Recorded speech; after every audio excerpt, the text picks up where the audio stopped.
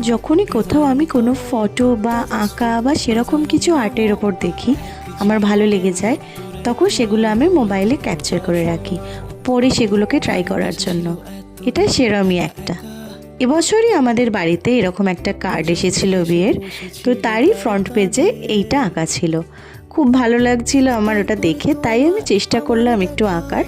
ঠিক সেরকম হয়তো হয়ে ওঠেনি, কিন্তু নিজের মতো চেষ্টা করে একটু অন্যরকম করেছিলাম। সেখানে কোনো কালার দেওয়া ছিল না, লাল বিয়ের কার্ডের ওপর শুধু গোল্ডেন কালারের আউটলাইন ছিল, তাই কালারের ফুলফিলটা আমি নিজের মতো করেই করেছি।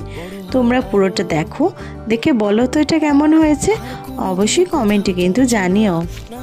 এই কাজটা আমি ডমসের ব্রাশ পেন দিয়েই পুরো কালার করেছিলাম, আর আউটলাইনটা করেছিলাম একটা নর্মাল মার্কার দিয়ে। পরে এরকম কিছু করলে আবার তোমাদের সাথে শেয়ার করব। টাটা।